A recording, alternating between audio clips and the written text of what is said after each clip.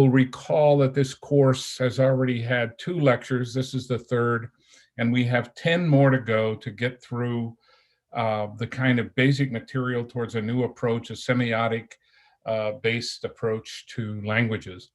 But we still have to lay the groundwork because most of us, many of us, were trained in a very different type of linguistics. And so we have to see, we can't just abandon that without saying why. We have to give some reasons.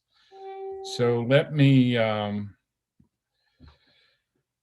go over what I call, and what not just me, but many others call, the syntactocentric view of language, which is that language is largely about syntax. So Chomsky says in a very important book, Syntactic Structures, in 1957, that syntax is the study of the principles and processes by which sentences are constructed in particular languages. He then says, linguistic theory has 2 major subdivisions, syntax and semantics. I'm sorry if you're a phonologist or a phonetician or a pragmaticist. Chomsky divides linguistics into these 2 major divisions, and syntax is the study of linguistic form. Its fundamental notion is grammatical, and its primary concern is to determine the grammatical sentences of any language, and to bring to light their underlying formal structure.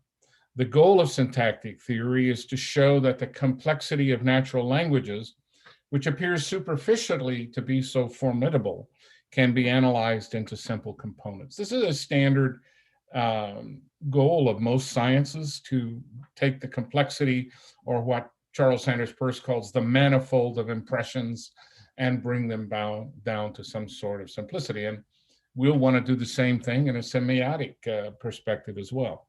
Semantics, on the other hand, is concerned with the meaning and reference of linguistic expressions. It is the study of how syntax is actually put to use in a speech community. So that's the classic view. To the last thing, we might say that in fact syntax is the study of how semantics is put to use. These are not necessary positions to take. These are simply the positions that Chomsky decided to take at the beginning of his career, and a position that took off in greatly in popularity. So the first thing we might want to consider are some basic structural concepts. In syntactic theory, especially theories that are syntactocentric, I mean, many theories have syntax but are not syntactocentric. One of the first things is the icon, what Peirce would call an icon. And icons in syntax are very important. They're tree structures. So if you take a sentence like John ate the bat, one form of icon is a parenthetical representation of the constituent relations, but there are many other forms of icons. Syntax also has indexes. So John saw him. I give a subindex to John of I and a subindex to him of J, and that means they're different people. I like mauve wisteria. If you uttered that sentence, you're probably a woman. Not necessarily. I read it in a novel written by a man, but I think it was a play on words, because men tend not to use such specific color terms in American English. Brady never uses the shotgun since he got old. This is a description of Tom Brady's style of playing football. He's playing in the Super Bowl later this evening. And this is probably, but not always, indicative of male speech. These are all forms of indexes in language. If you think that Plath, as in Sylvia Plath, is inferior to Hughes, as in Ted Hughes, that is just sexism. That probably indicates an educated person speaking. It's an index. Hey, cabron, what's happening? That is an index that you're probably from Southern California. That's the way we speak there. I will have that for you straight away. If you say straight away instead of right away, you're almost certainly speaking a non-American dialect of English, most likely UK English. Remember, that's not an icon of UK English. It's not a symbol of UK English. It's an index. We agreed a plan. You would say that in the UK. We agreed on a plan. You would say that in the US. These are both grammatical sentences, but the former is not typical of American English and the latter is. So they're indexes of these things. The person who has written brilliantly on indexicals in speech, borrowing his terms from Peirce, but elaborating them in a linguistic anthropological sense, is the late Michael Silverstein. And he influenced also Penelope Eckert, who has a lot to say about indexes. These are very important things in sociolinguistics because they're so prevalent in language. Symbols, an entire sentence is a symbol, a paragraph is a symbol, a text is a symbol, a conversation is a symbol. Symbols are, as we saw in our last class, are complicated, and we'll have more to say about them as the time goes along. Another kind, a very common type of icon in linguistic theory is the syntactic tree. We get the John ate the bat again. The final nodes are called leaves. The whole thing looks like a tree. So a tree is an icon. It's an icon of an actual botanical tree, but it's also an icon of a sentence. But we mix our metaphors and linguistics terribly. So although NP and VP are nodes branching from S, they're also called sisters. The lines are branches, the final nodes are leaves or terminal nodes. And another iconic way of representing the sentence is shown in the bracketed example, and yet another iconic way of representing the sentence is given in the rewrite rules at the bottom of the slide. There's another kind of icon. We have icons for different purposes. This one is a spectrogram, and it is iconic of spoken speech. This is not syntax necessarily or semantics. This is an icon that is important to phoneticians.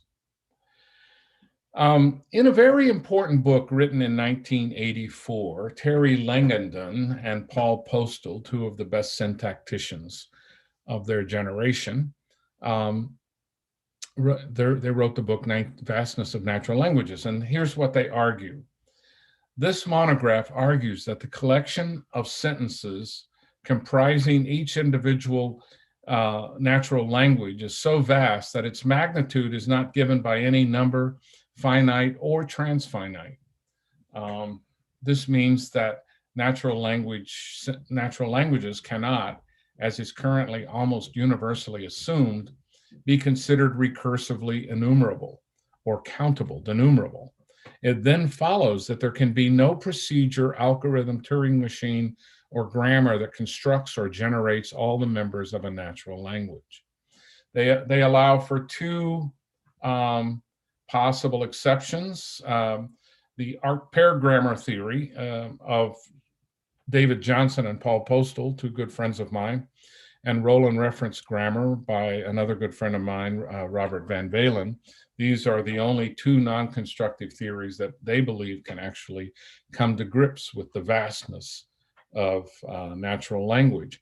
Now, if that's true, that means that generative grammar cannot account for, as we know it, of natural language, and that all of the proofs and discussion of the Chomsky hierarchy of languages we're going to get into is beside the point, because none of these languages would be capable, none of these grammars would be capable of describing the vastness of natural languages. So let's look at the formal program. And once again, Chomsky is at the forefront of all of this. Chomsky spent 1951 to 1955 as a junior fellow at Harvard. It's one of the most prestigious appointments in academics. He was strongly recommended by philosopher Nelson Goodman, who was very influential on Chomsky in his early years. While there, his work was heavily influenced by the computational zeitgeist. This is my interpretation, but not mine alone, which include the unspoken elevation of the proposition over discourses, because they didn't have knowledge of Peirce. So people studying computer science at that time were not just studying discourse so much, they were studying sentences and the properties of sentences. And sentences were exciting because they reflected propositions, which many philosophers thought were the basic elements of reasoning. So sentences were where the action was, and discourses, as Zelig-Harris, who ironically was a pioneer on discourse studies, argued, were nothing more than collections of sentences. That's quite wrong. Thus, all formal proofs were based on this arguably mistaken assumption. Coupled with Langdon's and Postal's later work, one might argue that the Chomsky hierarchy, however useful it may be to computer science, is of little relevance to the study of human languages. But let's go through this. This hierarchy came out of the mathematical work of Marcel Paul Schutzenberger, a French medical doctor and mathematician, and Noam Chomsky. And the goal of this hierarchy was to sort of lay out the 4 different types of grammars, which was considered or thought to be then an exhaustive list. There are different grammars that sort of fit in the middle now, according to some. And they started with the most restrictive type of grammar. And when we say restrictive, the grammar that allows the fewest sentences to be possible. They call this a type 3 grammar, and this was regular grammars. The right-hand side of every rule in a regular grammar consists of one terminal symbol and, optionally, a non-terminal symbol. So S is rewritten as the terminal symbol A and the non-terminal symbol S1, or S is rewritten as the terminal symbol B. These are rules of a regular language or regular grammar. Regular grammars can generate a very limited number of grammars. That's why they're the most restrictive. A regular language is finite.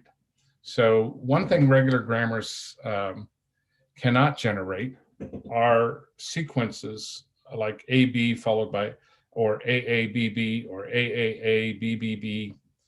You can't get these repeated sequences like sequences. So you go to the store, you go to Walmart,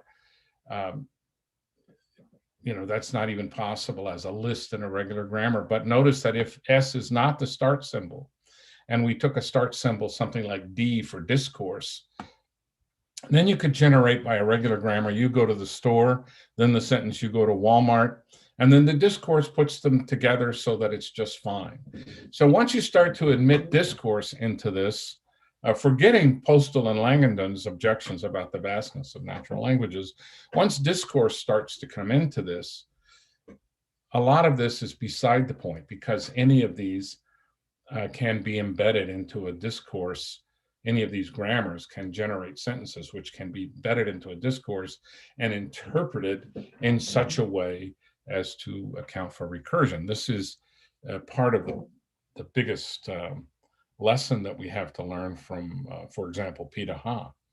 All limitations on grammars are positive if natural languages need nothing more. So it would be ideal to take the most restrictive grammar possible and generate the smallest number of sentence types, such as a regular grammar, without recursion, without embedding, forgetting discourse, if that's the way languages were, but they're not. So that's not an adequate grammar. But remember, when we say it's not an adequate grammar, we are abstracting away from the possibility that its sentences can be combined in discourses, which would overcome the limitations, I believe. So the next type 2, slightly less restrictive than a regular grammar, is what's called a context-free grammar. Those of us who work in phonology, you're used to context, well, actually, that's context sensitive. So context-free is where we rewrite a symbol, a non-terminal, by X, where X is a sequence of terminals or non-terminals, or empty, and A is a single non-terminal. So let's say that we get S can be rewritten as the terminals A and B, or S can be rewritten as the terminals A and B with a non-terminal S in the middle. That second rule will generate, the two rules together will generate AB, AABB, AAABBB, etc. just fine. These were not types of strings that could be generated by a regular grammar. So we see that the context-free type 2 grammar is less restrictive than the type 3 regular grammars. And remember, the most restrictive is the highest number, 3, the next is 2, and then the least restrictive grammars are 0, which we'll see. So you couldn't get John went, Mary left out of a grammar like this, because this kind of grammar has no way to generate AB, AB, ABC, ABC, ABCD, ABCD, where it generates replicating sequences of that type. So then we get to context-sensitive grammars, which can generate these things. This is a more powerful grammar, and this is the type of rule that we often see in phonology. So if I say that that I goes to Y between the beginning of a word and a vowel, used to be a typical rule and sound pattern of English type phonology, written as XAB goes to XCB, that's a context-sensitive rule. A word may or may not be appropriate in a certain place depending on the context. Both the left and right-hand sides of a context-sensitive grammar can include contexts. And again, we're used to writing these in phonology. We do this all the time, and in syntax as well. So if we take X capital AY is rewritten as X capital ZY, where A is a symbol, XY are sequences of symbols, and Z is a non-empty sequence of symbols, we can generate all the patterns that regular grammars could not and context-free grammars could not. Now, what about other patterns? They're the fourth or most powerful type of grammar. It's the least restrictive, and it's powerful in the sense it can generate the most kinds, is a Turing system, or an unrestricted rewrite system called type 0. And it can generate any sentence. Just put down whatever you want, and that's got it.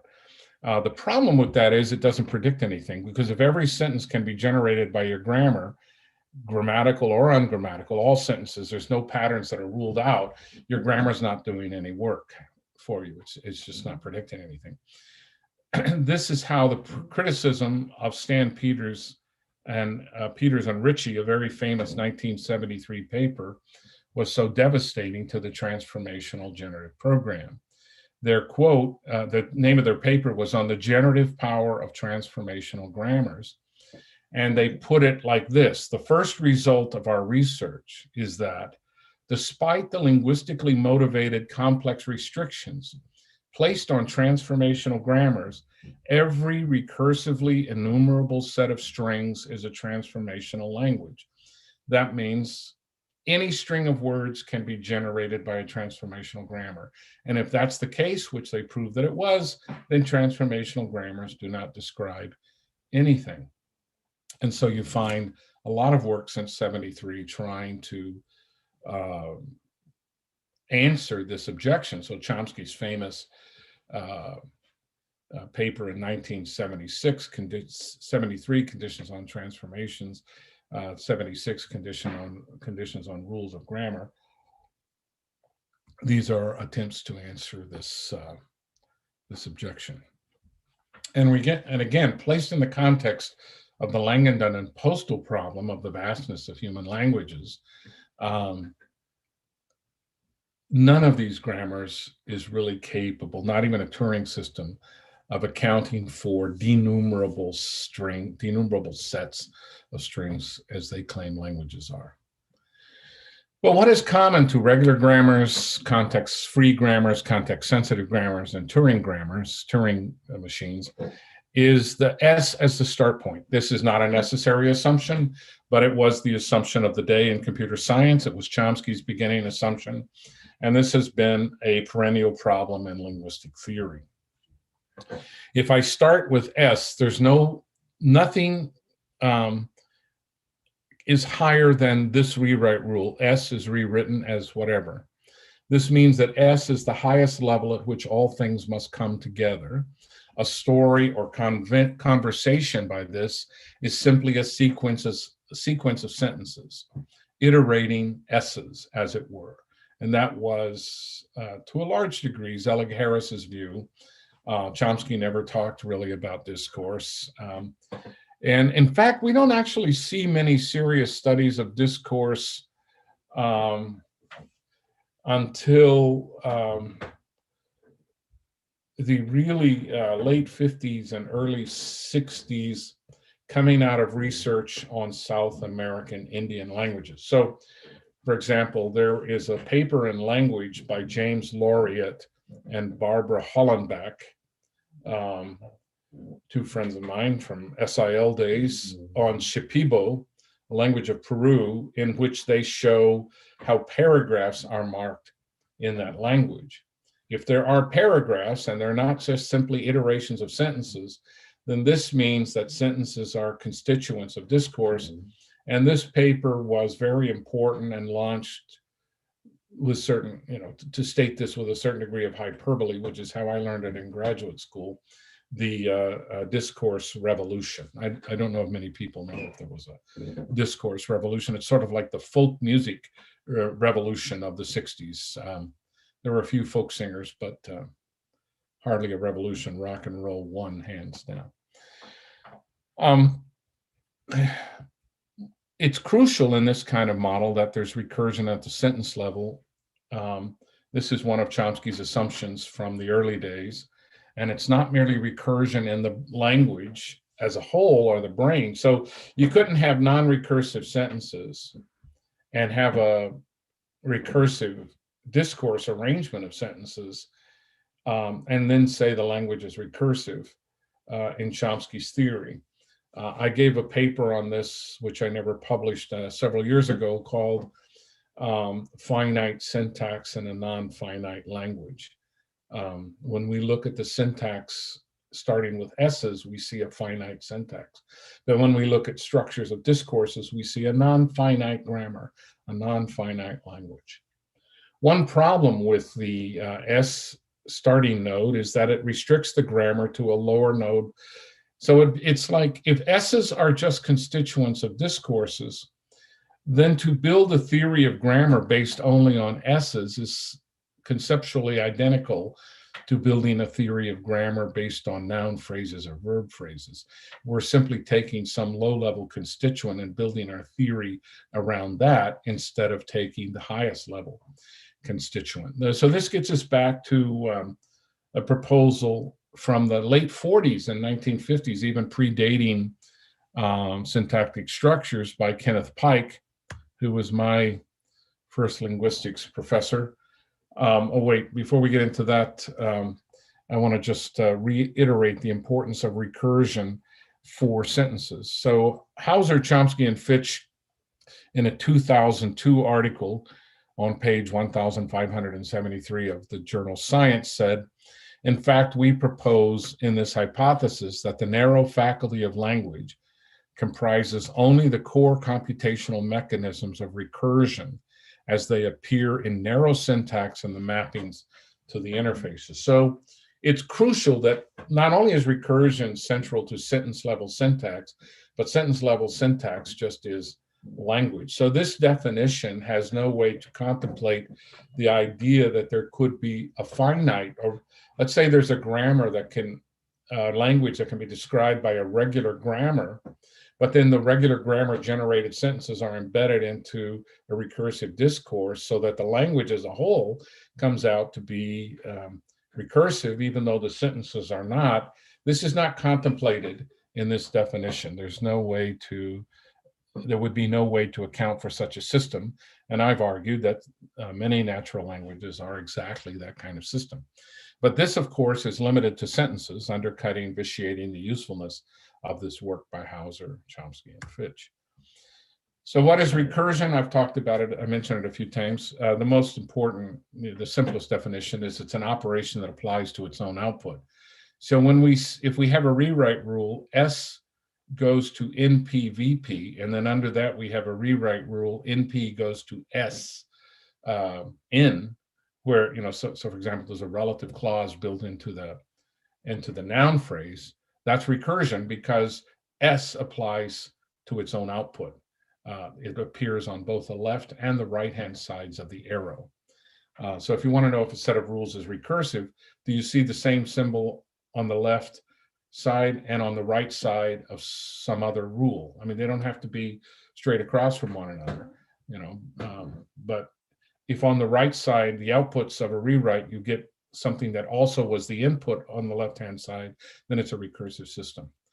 There's another way of talking about recursion as a property that, when possessed, entails that in principle a machine could determine in finite time for any arbitrary finite string over the right alphabet, whether the string is in the language or not. So in other words, a recursive grammar produces two, but we're not really talking about two, and nobody really is when they talk about recursion. They're talking about one. And we see family resemblances to recursion all around us, except remember, none of these are actually recursion, but they look like it. So before we get into those, though, I want to get back to that hierarchy of Pike's proposed in the late 40s and 50s. So for Pike, to take what he called the grammatical hierarchy, the highest unit of any grammar is the conversation. So what you're trying to figure out when you write a grammar of a language is how conversation works. And the constituents of a conversation will be discourses, paragraphs. A discourse will be the immediate constituent of a conversation. A paragraph will be the immediate constituent of a discourse. A sentence will be the immediate constituent of a paragraph, then phrase, word cluster, word, morpheme. So however you title these, what you have is a series of immediate constituents, and the highest one is the conversation. And Pike talks about this relative to phonology as well. So there are conversational features of the phonology of a conversation. So, and I'll show you some examples as we go along, because my master's thesis, written 150 years ago, I guess, at Unicamp, actually in 1978, 79, in Brazil, I talked about the prosodic features of conversation and discourse in Piraha. So we have conversation, discourse, then a pause group or an intonation group, which corresponds roughly to a sentence, then a phrase. But remember, then a word, phonological phrase, then a syllable, and then a segment. But remember that for Pike, the grammatical hierarchy and the phonological hierarchy are independent. They do not have to match up exactly. So you can get a phonological word actually corresponding to a syntactic phrase. So if I say, I want an apple is one word phonologically, but it's two words syntactically. So that's a phonological word, but a syntactic phrase. So Pike called this the skewing of the hierarchies. This starts to give us a much more elaborated and richer theory of grammar than simply the sentence level formal theory that Chomsky was proposing in the 50s and still works on today. Here's some examples of recursion in the natural world.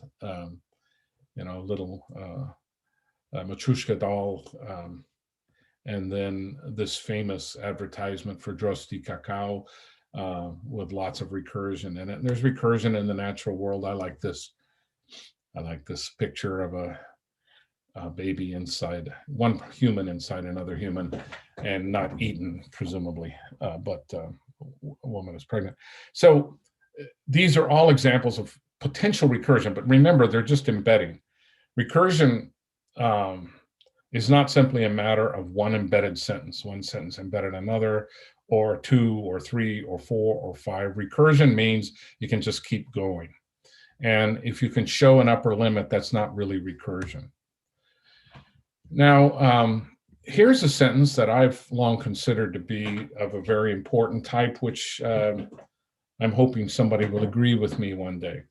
And I'm writing, this is going to be a central part of some stuff that I'm working on right now. So you take a sentence like, you drink, you drive, you go to jail, 3 separate sentences. Or you can see at the beginning of as you get ready to enter a restaurant in the US, you might see something that says no shirt, no shoes, no service.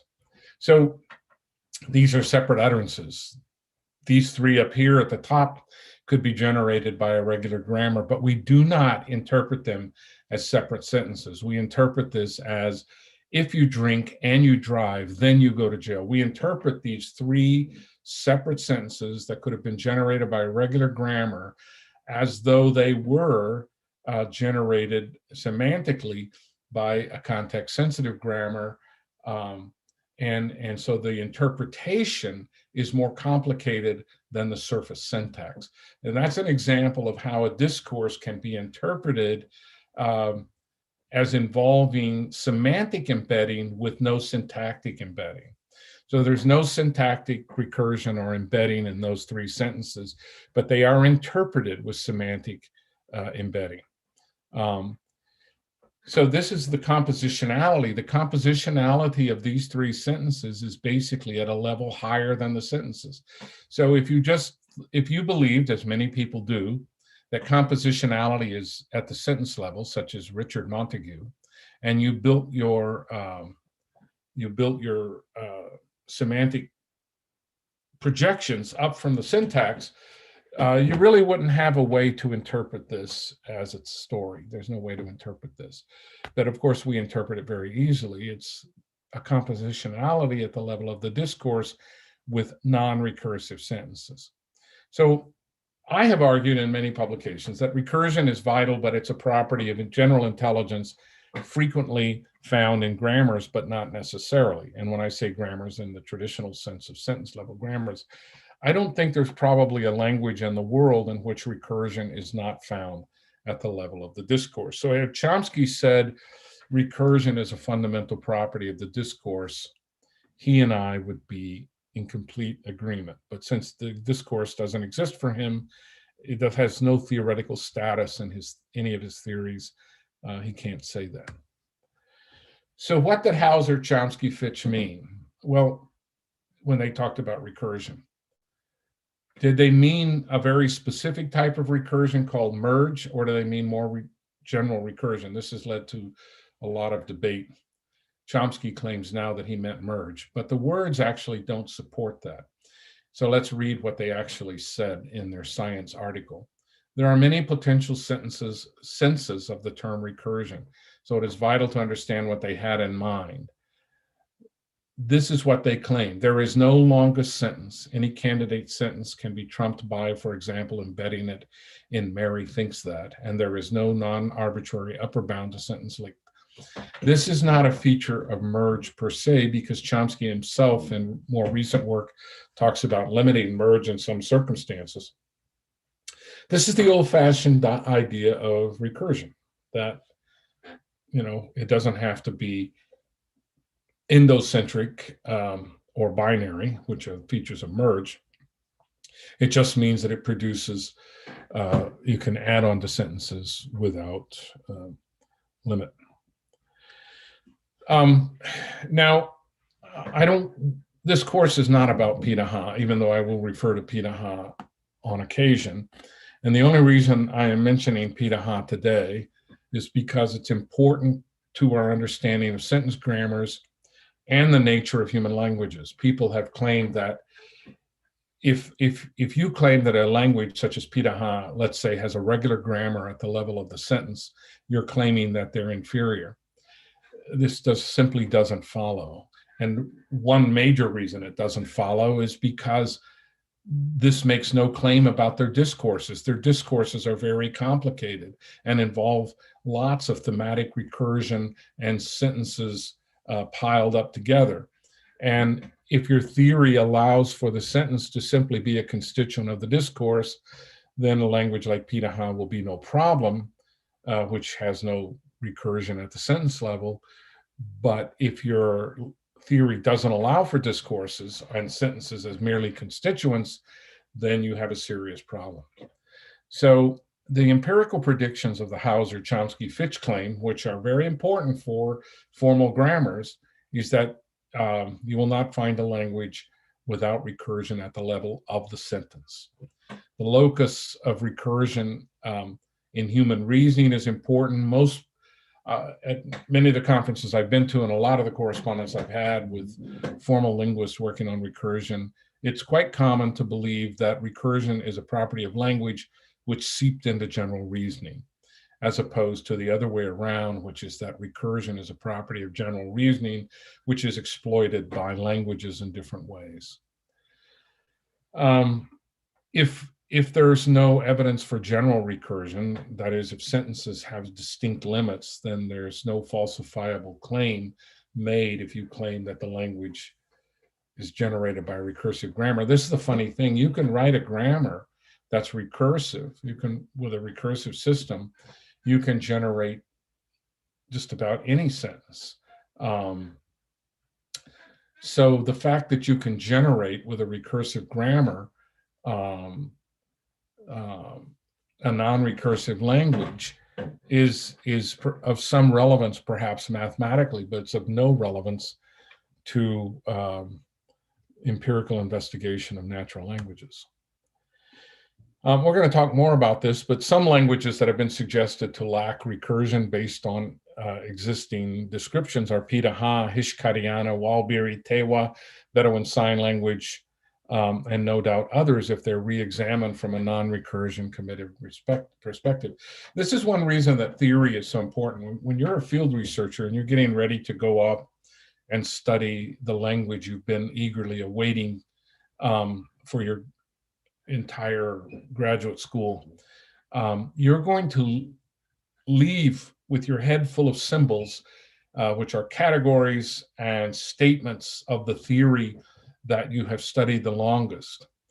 And when you get to the field, if you are in fact observing things which should be described by other symbols, which don't fit the theory that you're trained in, it will be very difficult to see that.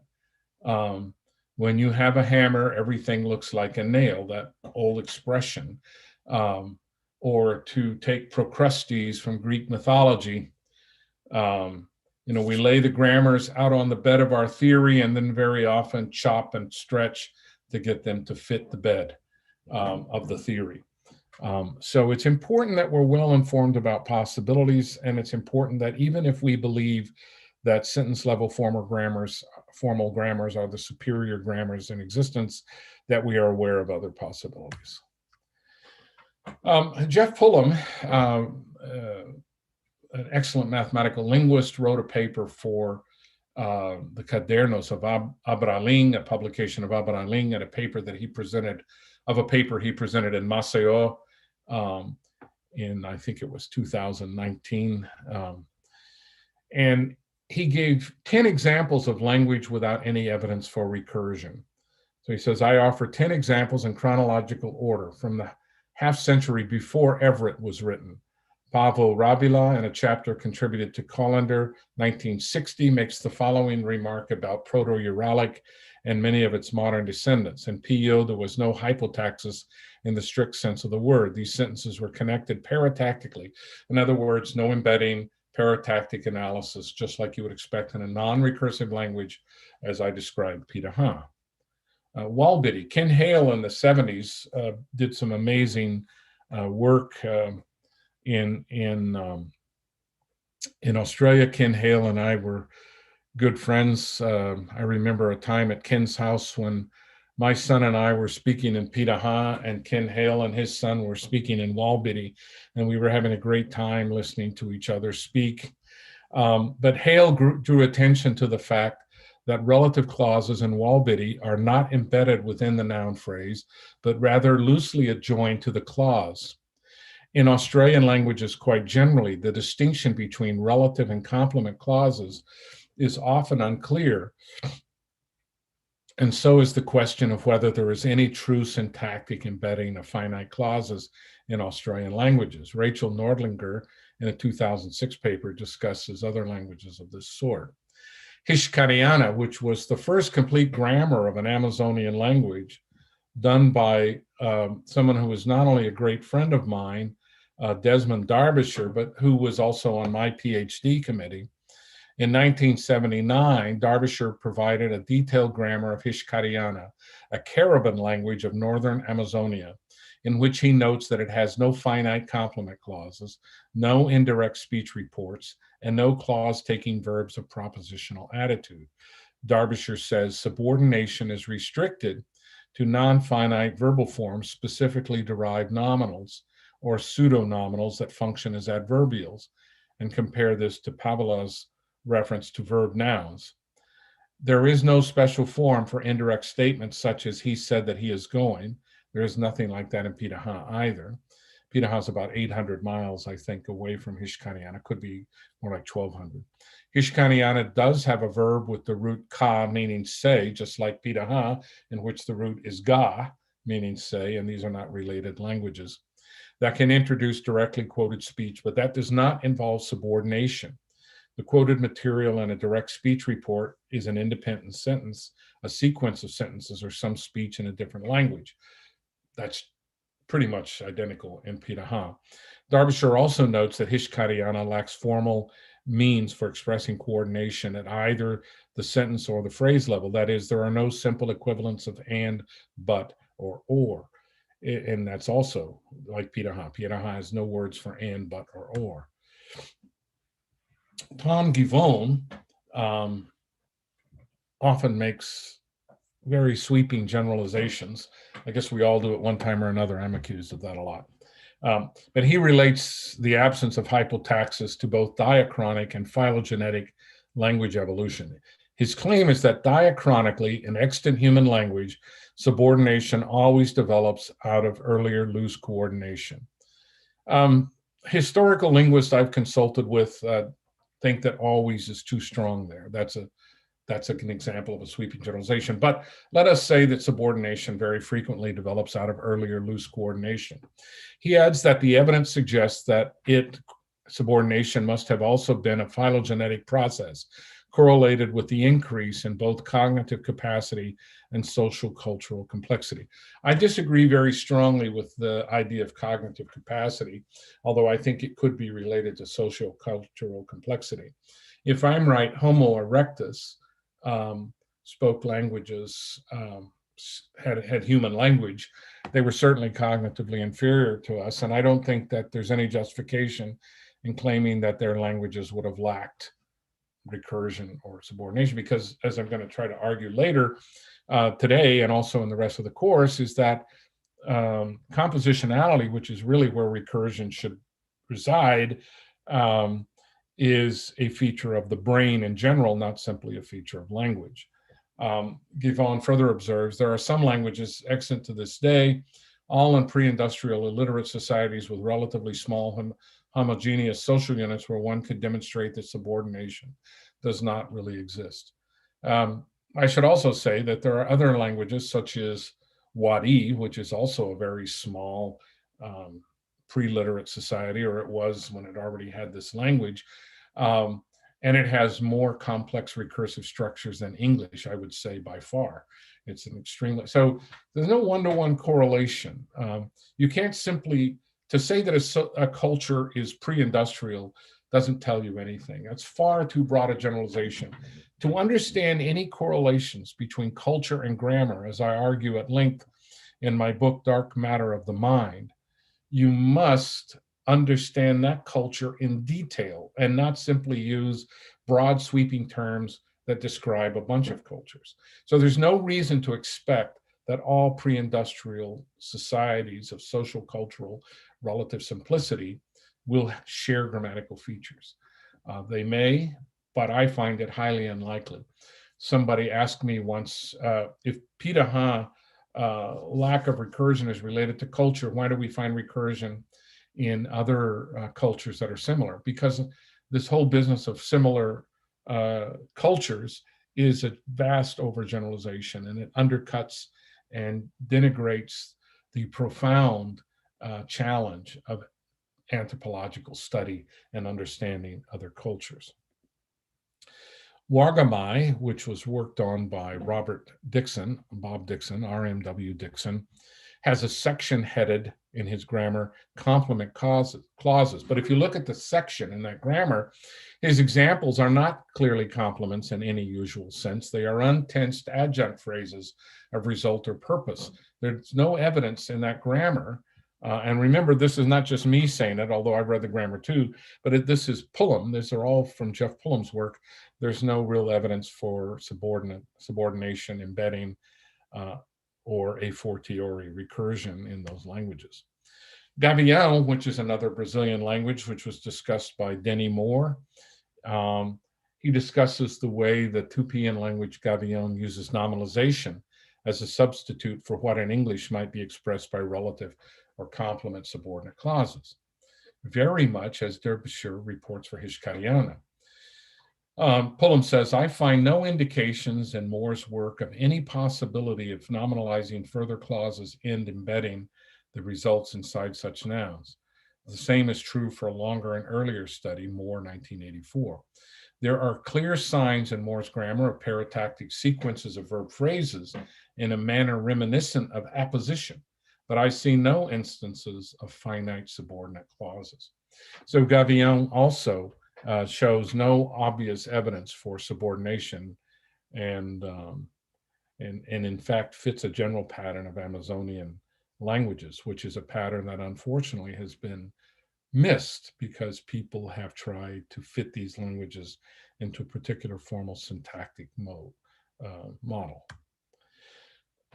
So there are other languages that he goes on to discuss that Kayardild, Akkadian, Indonesian, and Amil all seem to lack recursion. Actually, even some genitivists have argued that it's not surprising to find languages without recursion. So at a conference on recursion at the University of Massachusetts in 2009, at which I spoke and many others did, including Chomsky, Hilde Koopman presented a paper in which she claimed that there are languages that have structures for which the basic level of recursion must be set numerically, such as 1 level of recursion, 2 levels. So you often find, so in detailed studies of Pitaha by other people, they have found what could be evidence for subordination, but no more than 1 level. That's not recursion. There wouldn't be any recursion in Pitaha, even if you found clear examples of subordinate structures, especially when those don't repeat. And there are many languages that have 1 level of subordination, but not 2, or 2 levels and not 3, according to Koopman. I don't know that she ever published that paper.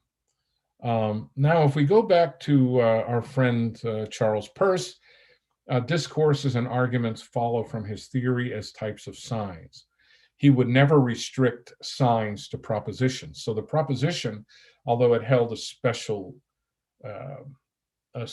part in his theory, as it should, all philosophies have to deal with propositions, it was not the highest manifestation of symbols. In fact, what he called the perfect symbol was an argument, in particular syllogisms, but an entire discourse can be an argument. So Peirce would never have recognized a start symbol S or proposition because his signs simply were not limited to that. And he has explicit theories of discourse, which we're going to find out about, a non-constructive grammar of discourse representation that Peirce called existential graphs, 80 years before discourse representation theory. So we're going to look at how Peirce handled discourse and how he might handle the difference between, say, English and Pitaha. Turns out that for him, it's not that big a deal, and yet he captures the facts elegantly. Now, I have just a little bit of time remaining. I'm not even a third of the way through the slide, so we'll continue this. But I did want to talk a little bit about discourse and Pitaha to give you some idea of the kind of complexity that is required to study discourse. So this is just copied from my 1978-79 master's thesis in Portuguese. I give the symbols and what they mean: crescendo, fast crescendo, decrescendo, fast crescendo, and I give a number of prosodic features, and then I show an analysis of a series of texts. So let's look at this text about how to make an arrow. You'll notice there are no translations. There's a good reason for that, and that's because I had no idea what this text, what every word in this text meant. I knew what a few words meant, and I knew what the gist of the text was. But at this time, I only had a few months of research, and so I could speak the language in a good enough to get by and make myself understood, but not yet good enough to fully analyze text. But notice the prosodic characteristics. So the 3 slashes in line 1 show a long pause to represent that it's a starting of a discourse, and and it's sudden, and then there's a fast crescendo, and in fact, the little squiggly line indicates rapidity, so it would be pronounced Sahai itababi hiaga hoi higai sit tababi hiaga hoi Chipoyawaga Ogao Gabakai, Chi Igaisai, Soyawaga Aita, Che Ogabagachi. I love saying these texts. I memorized all these texts, which I recommend for all field workers, even before I had the faintest idea what they meant. And I sort of repeated them to the people as, so they sort of took me as a parrot because I sounded exactly like them, they said, but I didn't know what I was saying, which is what a lot of politicians do. As we have more lines of this text, and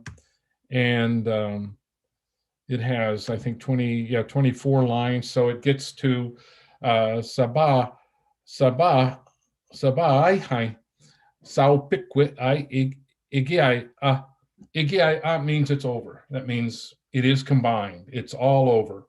That's like in English, the end. And I do know what these things mean now, so I'm going to give you a translation of this. And when we get a text like this, here are some things we need to look at if we want to understand the symbol that the text is. Prosodic marking of textual content division. So we're looking for intonation, loudness, speed, and those things. We're looking for morphological marking. We're looking for tonal marking. We're looking for sentence arrangement marking, such as word order, pronouns, clitics. When are they used? And we'll return to this text. So let's look at this text now with translations. So the first transcription that you saw earlier was done 43 years ago. Unbelievable. I was obviously only 5 years old when I did that. And now to see the more modern version. So we have, he asked about tying an arrow, a couple, he said. Sahai itaba behiaga hue hegai. And sit taba behiaga hue. Chesoyawaga oga oga bagai che igaisai. So he asked about tying an arrow. I need thread to put there, I said. So the first indentation is to represent a content distinction. So my first pass through these texts, I'm separating out paragraphs by content. And so then we get another paragraph here in the different color, first component. Now, whether these are formal paragraphs, we have to look at intonation. Intonation of Pitaha can mark paragraphs, but also there are some morphological characteristics, and I'm hoping to figure, it's not all figured out for this text. The second component, we bring in the arrow tip material. So we brought in, so we said, this is what I'm going to do. Okay, I'm going to tie an arrow. He asked me to tell you how to tie an arrow, so that's what I'm going to do. So the first thing you need is thread. That's the orange and blue. The next thing you need is a hard tip. Put it right there. And so I do bamboo, you put it there. So 4 introduces the new material. 5 is an elaboration of that. Then we have further elaboration instruction. You need to put this here and therefore put hardwood on the arrow tip. Pitaha arrows have a shaft, and at one end of the shaft are feathers tied on with string. At the other end, there's a hard piece of wood, poi, stuck in, and then at the end of that sharp piece of hardwood is tied the arrow tip, which there are many types of arrow tips. So we go through this text and we find new components, new types of context, and we find that in fact, the text is structured in a fairly elaborate way. We go through the entire text. Each color represents a content-based paragraph. And from there, we're going to look for prosodic elements that would distinguish the paragraphs and morphosyntactic elements. And we get back down to the conclusion. So that simple Pitaha text, which I would argue has no recursion whatsoever in the sentences, is full of richness and recursive content and form at the level of the discourse. So from here, we would need to proceed to show correlations between form and content. You can't simply show the divisions based on content alone. That's a great first pass. But I need to bring together all the intonation and prosody from my master's thesis with this translation and look for the organizational principles. And this is what a lot of people do on a routine basis who look at discourse analysis, and what I'm doing with a series of texts to understand temporal discourse tracking in Piraha. So I'm going to conclude by simply talking about a different way of classifying grammars based on experience of the speakers and compositionality.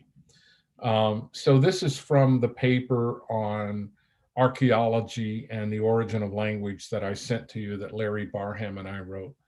In Everett's typology, the most basic grammar, referred to as G1, has a linear word order, subject, verb, object, for example, that conveys meaning. G2 languages have a hierarchical structure, but no recursion, and G3 languages have recursion.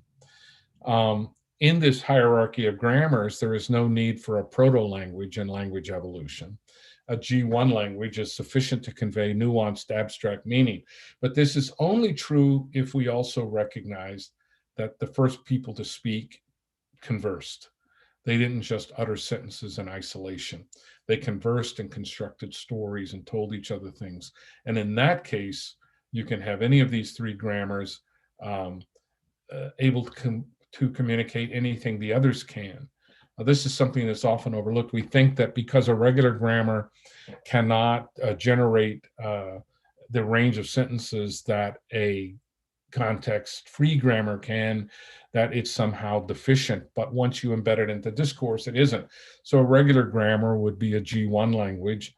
But now I'm not calling them regular grammars because they're not, this is just a description of the sentences which are used to compose discourses. So G1 languages evolved first with recursion, a late and unnecessary expectation for early languages. Many people have written on this. And G1 and G2 languages are still found in societies without written languages. So here's an example of G1 languages. John came into the room, John sat, John slept. These, or you could also say it's a regular language.